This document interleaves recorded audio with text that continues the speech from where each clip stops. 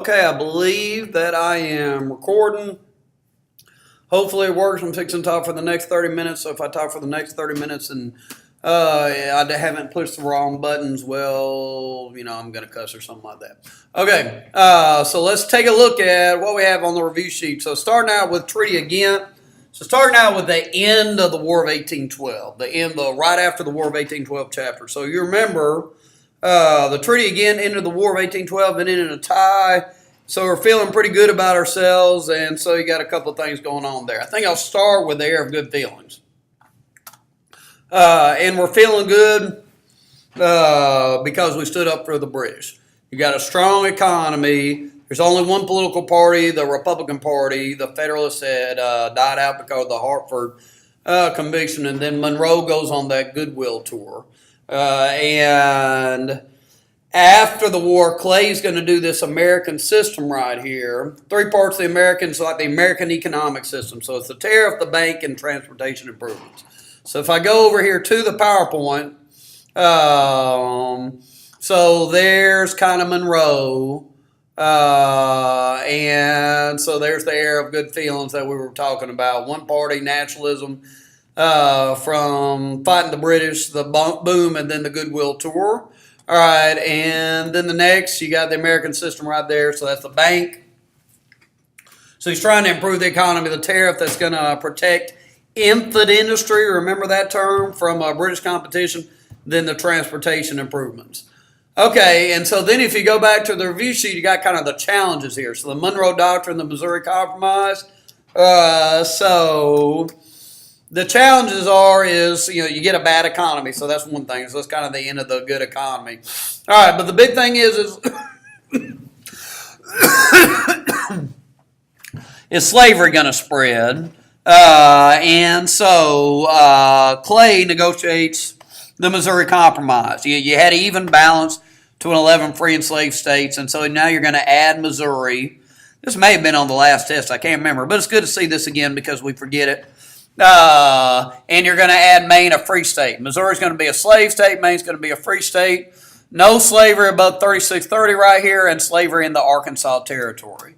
All right, challenge number 2 is, well, there it is. All right, so there's the terms of the Missouri Compromise. Challenge number 2, you got all these Latin American countries getting their independence. So the Monroe Doctrine says it's building a wall around Latin America right here, a metaphorical wall, and it's enforced by the British who have a strong navy. We didn't. All right, so that's kind of that chapter right there, isn't it?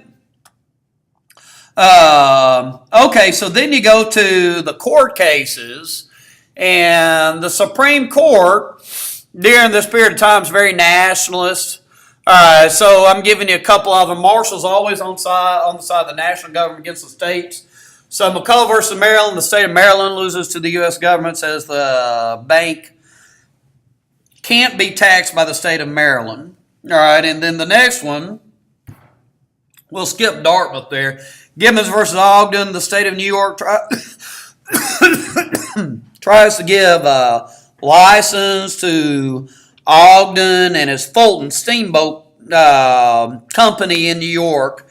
And Gibbons gets a coastal license, so it's the U.S. government versus New York. New York loses. All right, and that brings us to the end of that chapter right there. So then we're into the Jackson chapter. All right, so we're looking at the corrupt bargain and politics leading to President Jackson. So let's see what we got. So there it is. You got 4 guys running. They're all from the same party. So nobody's going to get a majority. If nobody gets a majority, it goes to the House of Representatives. In the House, Clay was the odd man out, but he's the Speaker of the House, so it's really his choice. So he picks Adams, and then lo and behold, Adams picks him to be a Secretary of State, so that's a dirty deal to the Jackson folks, so they call it a corrupt bargain. Remember, Secretary of State like a stepping stone to the presidency. All right, so then Adams is admirable. He's against Indian removal. He's against slavery. He called himself a national Republican. If we scooted him forward a few years, he'd be a Whig. He's in favor of the transportation improvements. All right, but, he doesn't have a very good personality. People don't like him, and the Jacksonians are mad about that corrupt bargain. He doesn't have the common man's touch like Clinton and Bush and really Trump do. And so you get Jackson. So he wins big in 1828. Biggest reason is because the common man can vote. Adams is unpopular, but it's a landslide in 1828 for Jackson. All right, let's see what we go after this. So there's why he won in 1828. Okay, so then you got the spoil system. All right, I should just put vetoes. It shouldn't say other vetoes. So he's giving jobs to his buddies, and he's vetoing any old law that he doesn't like.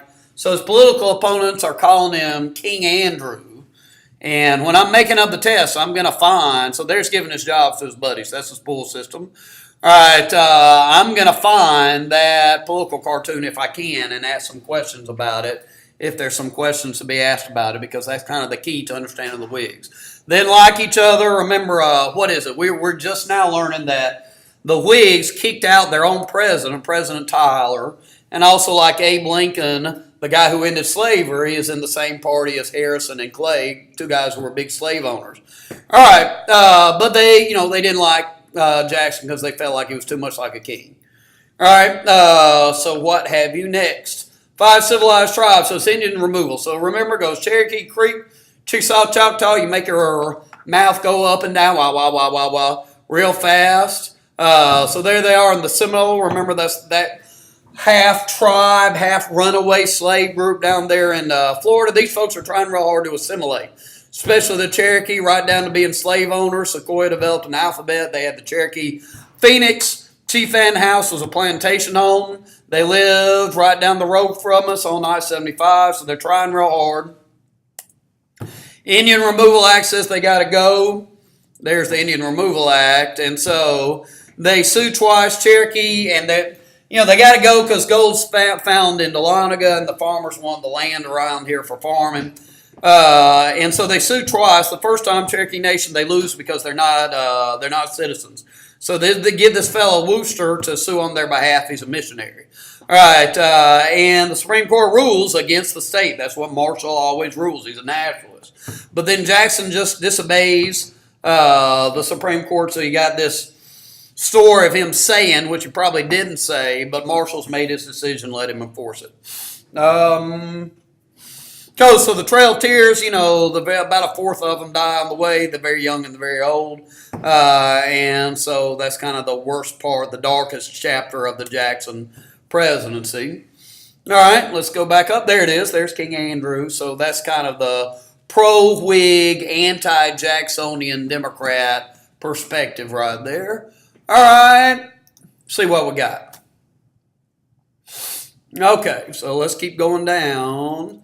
And let's do other Jackson stuff. So it's Peggy Eaton. So remember, Jackson's wife died. Rachel Jackson died after everybody talked about her. So then people are, because she was bigamy. She was charged with bigamy. So then you got this lady, Peggy Eaton, wife to the Secretary of War. She's got like a bad reputation, and cabinet wives are talking about her. So Jackson fires the whole cabinet because he hates snobs. He hates elitism. Only Van Buren was really nice to Peggy Eaton. Let me get rid of that dang S. Eden and not Eaton. All right, and that's why Jackson ends up being the guy. Van Buren ends up being the next president, really. So then you go to nullification crisis. The South hates the tariff. Even when they lower the tariff a little bit, the South says they're not. South Carolina says they're not paying for it. Former Vice President Calhoun, quite a picture there, is their leader, and they're threatening to secede, and so Jackson says, hey, you got to pay it, and I'm going to kill Calhoun if you don't. I'm going to hang him, and there's going to be a civil war. So Clay, once again, is negotiating a compromise, lowers the tariff. And so the South agrees to pay. And so that brings the nullification crisis to an end. And so then the next big thing is going to be the bank war, right? So Clay's running for president in 1832. Poor guy's always running for president, never winning. And he thinks his key issue is going to be the recharter of the bank, but Jackson vetoes the recharter, gets elected, and he says, hey, the bank's anti-common man. Remember, he didn't like Nicholas Biddle either, but hey, he called the bank a monster, and you've got Jackson playing Hercules to the bank monster as high as the Hydra here. But he's not satisfied with vetoing it. He's pulling the money out, putting in the state banks who give out the easy paper loans. Then it's causing inflation. Then he freaks out and he pretty much stops all money from circulating by saying all loans have to be in the form of gold and silver. All right, so that caused the Panic of 1837, and Van Buren pays the price for it. And that pretty much ends Jackson. So then you're into the market revolution. All right, so go over here. Take a look at it. So you're starting with the Irish. Nativism and Irish right there. So we remember this stuff. So it's the potato famine, so they're coming over here and they're starving to death. So they stop on the East Coast cities, most notably Boston and New York. People don't like them because they're taking low-paying jobs, they're Catholics, they're not Protestant, they're not going to assimilate. The stereotype is they drink and fight all the time. You got the Notre Dame fighting Irish. But they flourish because the boss gets them jobs, and then the boss takes care of them by getting them jobs and turkeys and presents and their kids out of jail. And then the Irish take care of the boss by voting a bunch of times, and that's called this political machine. The boss gets his guys in office.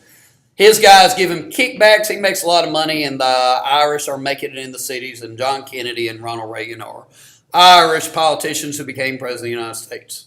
All right, the Germans are not as impoverished. They're coming over for political reasons. They're better educated. They can move out further west, and we have these contributions given to us by the Germans. But there's some prejudice against them. They keep to themselves, and they drink on Sundays. So where they settled? Out further west, Texas, Pennsylvania, Wisconsin. All right. So moving right along. So then you've got industry. So this is the market revolution. All right, so industrialization comes to Britain first. We were slow to industrialize. There it is. People would rather be farmers. The land's cheap. People didn't want to work in factories, and Britain had already gotten started. So if we scoot down one, is SARS. Industry comes to New England thanks to Samuel Slater. But it's coming to New England because you don't have a lot of farms. You do have a lot of people. It's right there on the coast for importing and exporting, and the tariff, Clay's tariff, is going to help us compete. All right, you back it up. Slater's bringing over the factory system by memorizing it. And then you got the two Whitney inventions, the cotton gin, make slavery profitable. So then, slave owners going to change their tune from it being a necessary evil to a positive good. And Whitney also develops the interchangeable parts. Okay. So then let's see what the review sheet says. Make sure we're staying with that. All right. The two inventions, King Cotton. All right. So then we're with the ladies here. All right, so is the cult of domesticity. The Lowell women were the first ladies working in the factories. It's tough conditions, but Mr. Lowell, the factory owner, says, I'm sending them to church on Sunday. I'm giving them classes in the evening. And when they hit a certain age, they're going to go home and get married and take care of the kids. And they're especially important to raising Jacksonian common man citizens. So they're going to provide that moral education.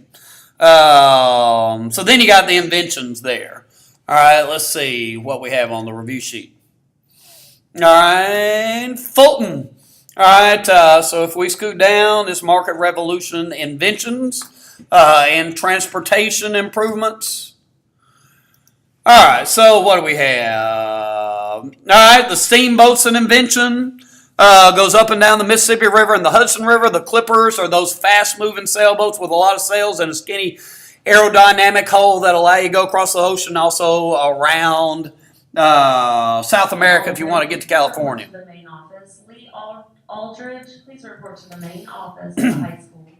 Other transportation improvements. 15 miles on the Erie Canal. Remember, the Erie Canal is 363 miles long. It's connecting Buffalo on the Great Lakes to Albany on the Hudson River that goes down to New York City. So it's really connecting New York City to the east. And so the transportation improvements, generally speaking, are east to west transportation improvements. The railroads are better than canals. So by the end of the market revolution, there's more railroads than there are canals. They don't freeze. They're cheaper to build. You don't have to build, dig 363 miles worth of ditches. And train engines are less stubborn than mules are, no matter how great a mule, Sal the Mule in the song Erica now may be. All right, so what do we got? Railroads. All right, so then the result of all this is this really means the market revolution itself. Each region has, so right there, each region has its own specialty.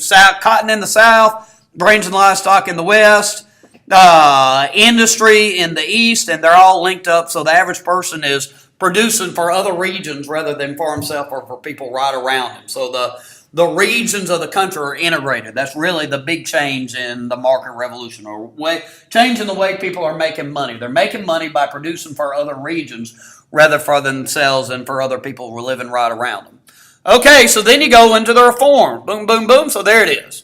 All right, and so it's the Second Great Awakening, and these folks are reformers. So there's the preachers, Finney, Cartwright, also here at Beecher Stowe's daddy, Lyman Beecher, is a Second Great Awakening preacher. Let's check our review sheet. So the Second Great Awakening, they're worried about kind of bringing heaven back to earth. If you love God, help people. What's the Methodist Wesleyan saying? Do all the good you can to all the people you can, all the times you can, all the places you can, all the ways you can, all the means you can, for as long as ever you can.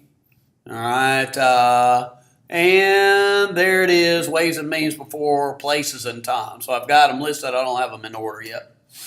All right, so the denominations that are growing. Baptists are growing and splitting, so are the Methodists. All right, and so churches splitting over slavery before the country splits over slavery. And then most significantly, the creation of the Mormon Church.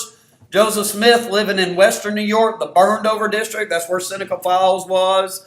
Burned over district, you got so many hellfire sermons. They call it out in western New York, the frontier of New York. They're calling it the burned over district. All right, he gets chased out. They believe in polygamy and abolitionism, so they get chased out of there.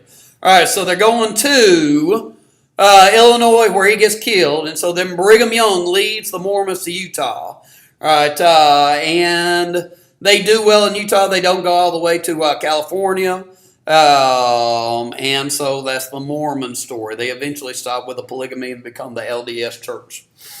All right, what do we have? All right, so then it's women's rights. Let's check the review sheet, make sure women's rights is in fact what's next. Take a break. All right, so yep. So back to cult of domesticity. The ladies are rebelling against that because they're second-class citizens. They can't vote. They can't own property. It's legal for men to beat their wives.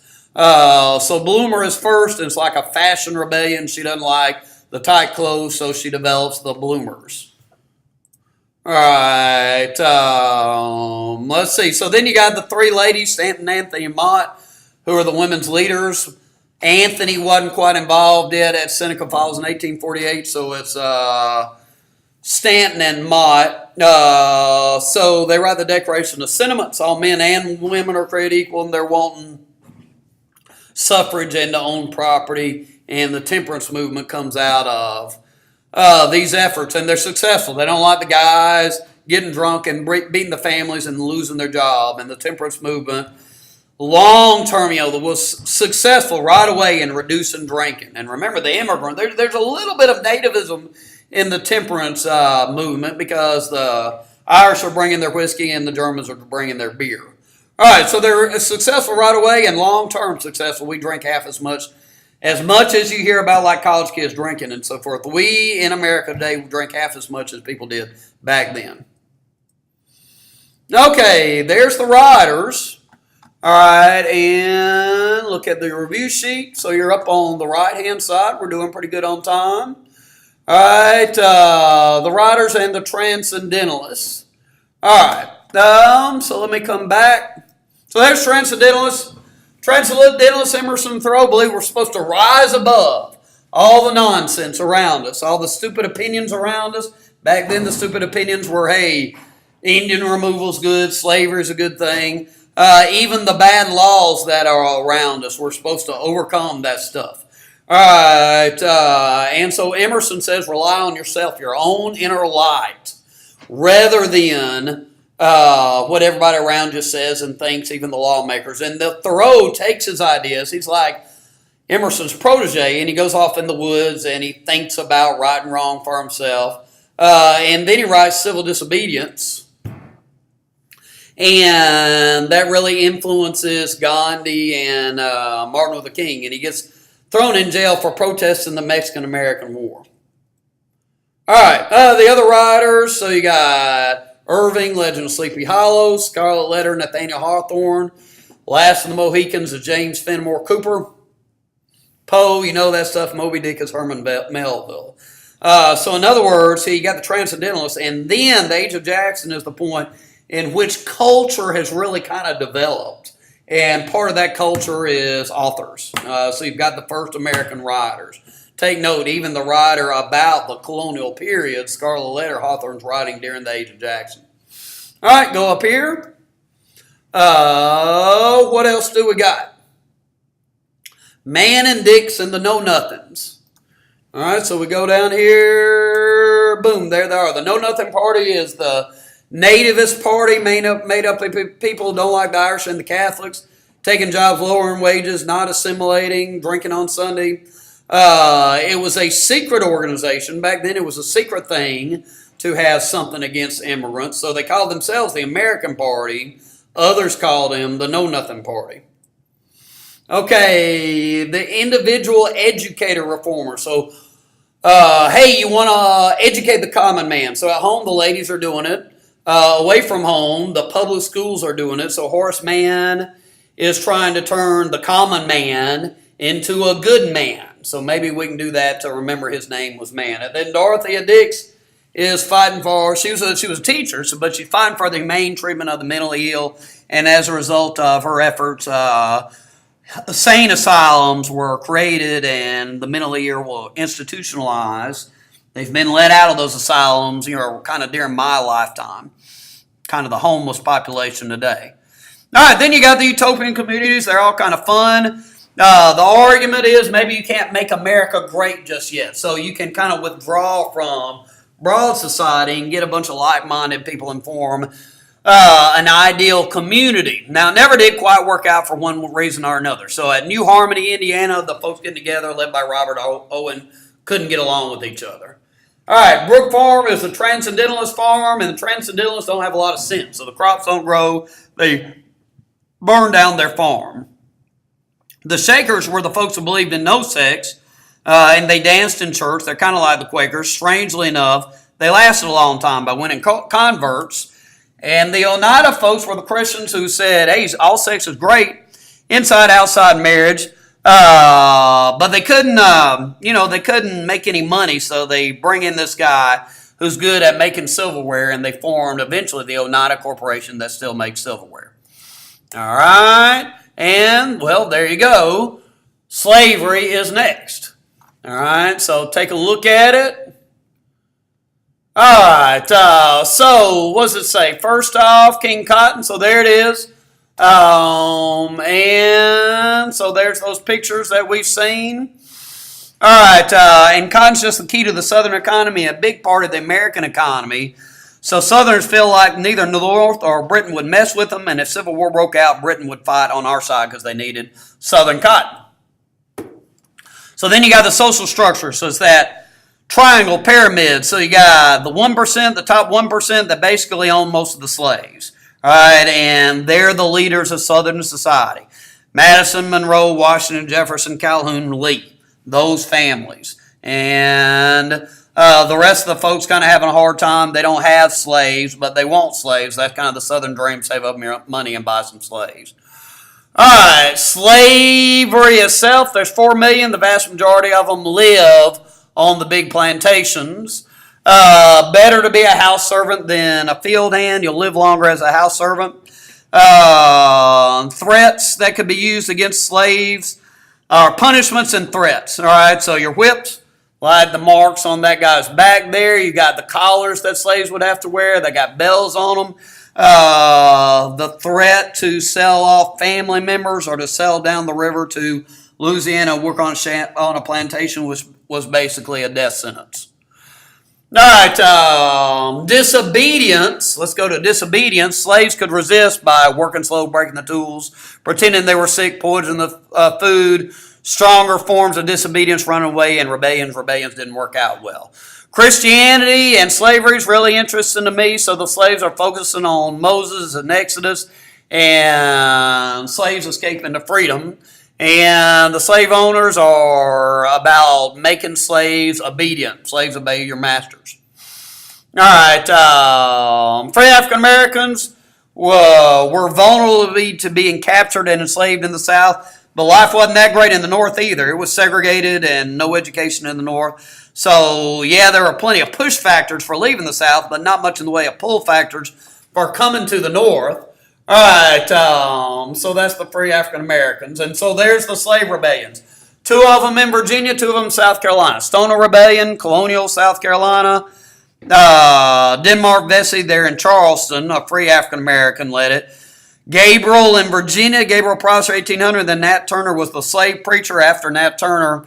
A lot of people got killed in Nat Turner's rebellion, and so the slave code's coming along after Nat Turner. Just really cutting into what few liberties slaves had so that slaves could be kept under control. An educated slave is a discontent slave. You don't want that. You don't want slaves having guns at any point.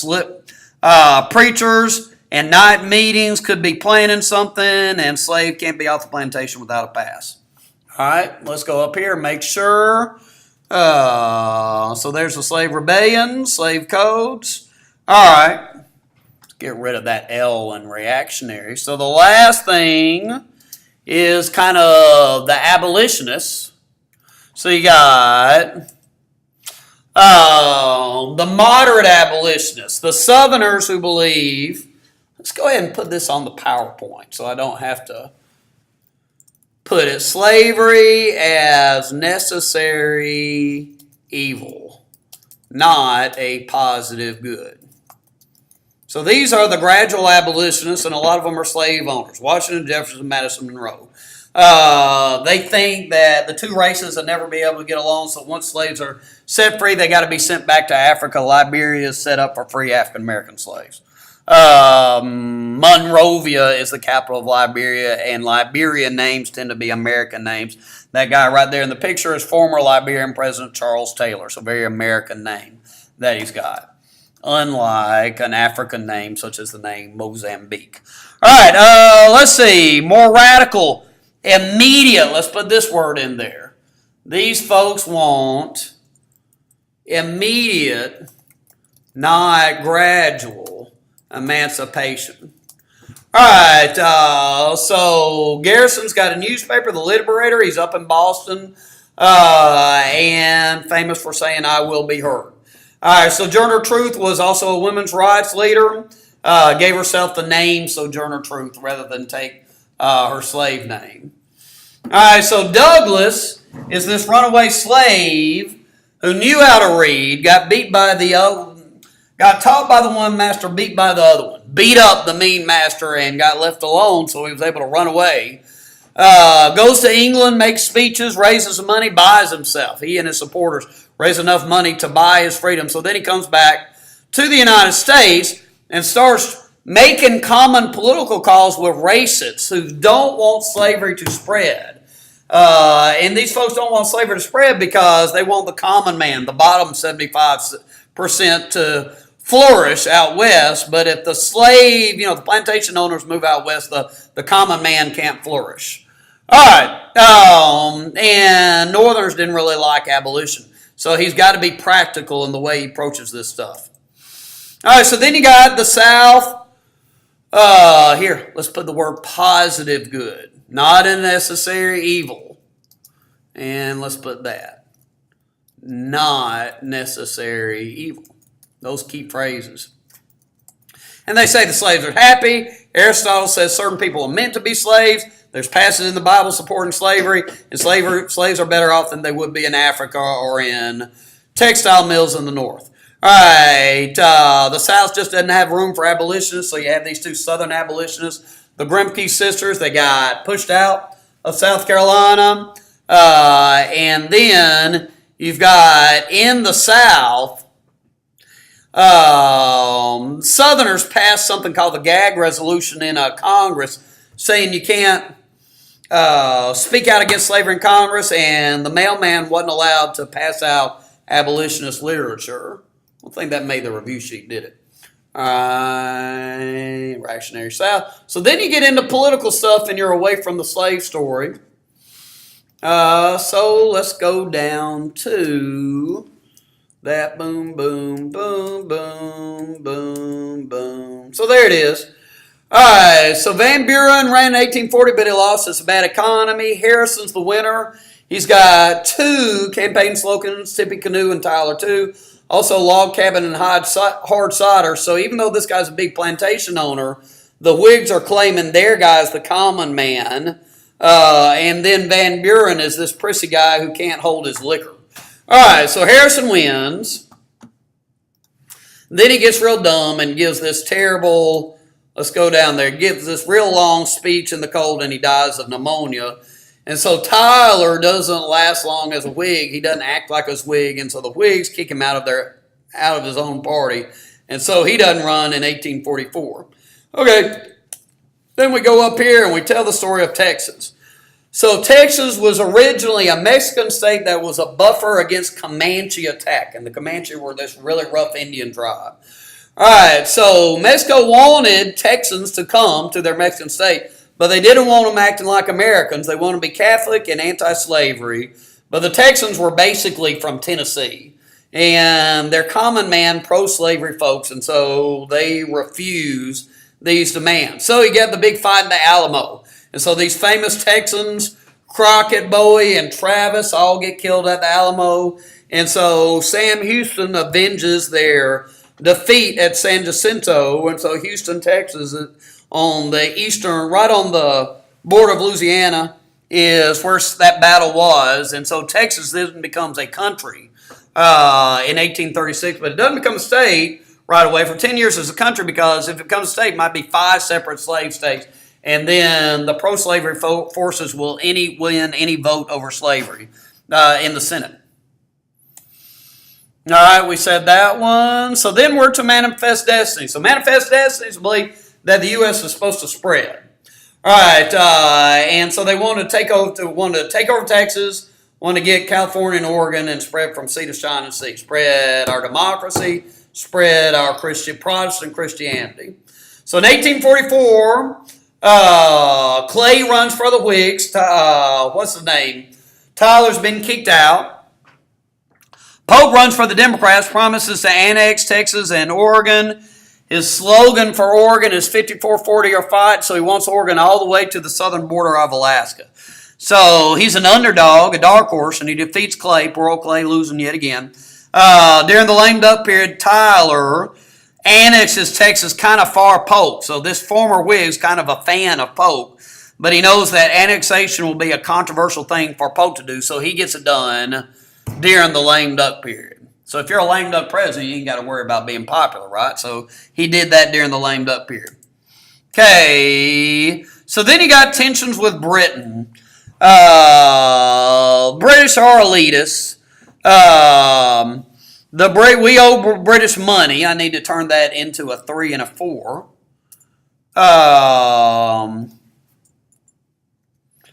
There's a border dispute with Maine, and so they're fighting over the size of Maine and the size of Oregon with Britain. And so all kinds of tension with Britain, and so it looks like Polk's going to end up getting in like a third war with Britain. Got the Revolutionary War, War of 1812, and Polk's war with Britain.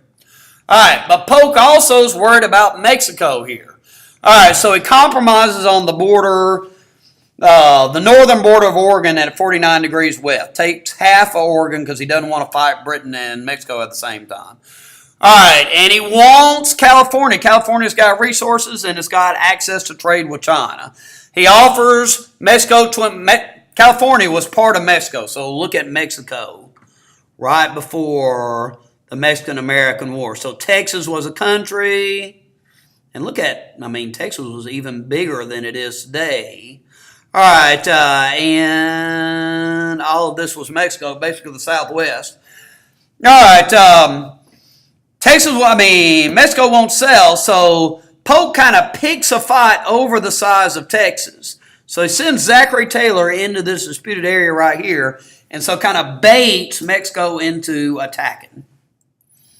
All right, so the war gets fought. Polk can say American blood's been shed on American soil. And so Congress declares war, so he can say we didn't attack, we got attacked. All right, Abraham Lincoln, Whig Congressman Abraham Lincoln says, wait a minute, I want to see the spot where that blood was shed, so it's called the spot resolution.